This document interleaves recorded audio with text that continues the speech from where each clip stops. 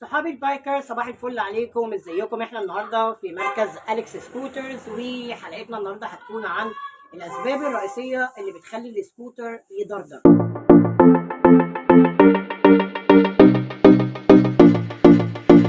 تيجي تدور السكوتر مثلا، بتيجي تطلع بيه او يكون على سرعه بطيئه او تطلع وتدوس بنزين، فتلاقي ان السكوتر معاك اللي بيحصل له بقى، بيحصل فيه زي نوع من انواع الدردره.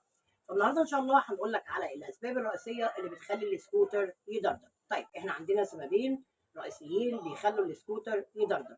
السبب الاول هيكون اللي هو حله الكلاتش، او بمعنى اصح الكلاتش الخلفي.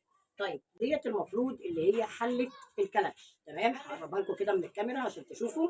حله الكلاتش ديت لما بتتاكل من جوه، فالتيل بتاع الطلعه ما بيبقاش ماسك فيها كويس. تمام. طيب ففي الحاله ديت ايه اللي بيحصل بقى؟ بتلاقي ان الكلاتش دوت او الحله بتعاني علشان السكوتر يبدا ان هو ايه، يطلع. ففي الحاله ديت بيكون الحل ان احنا بنصنفر الاماكن اللي هي بتكون من الداخل، وكمان بنصنفر تيل الطلعه. تمام كده، ودوت بيكون السبب الرئيسي للدردره اللي احنا بنحسها في الطلعه بتاعه السكوتر. تاني سبب بقى، وبيكون سبب خفي جدا، بيسبب دردره كتيره جدا في السكوتر، بيكون بكر السحب اللي انتوا شايفينه دوت. بكر السحب دوت لو اتاكل من اي جزء او بقى مشطوف من اي جزء، فبرضه هيسبب دردره.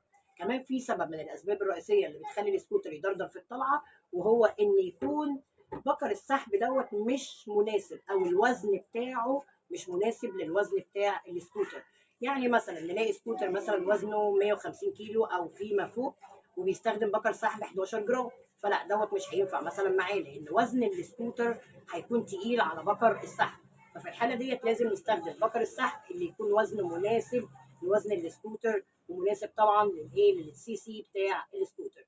النهارده في الحلقه حاولنا يعني نلخص لكم الاسباب الرئيسيه اللي تخلي السكوتر يدردر. استنوا حلقات كتيره ان شاء الله، نصايح اكتر، فيديوهات اكتر عن الصيانه وتعليم الصيانه. ارجو تكونوا استفدتم. شكرا.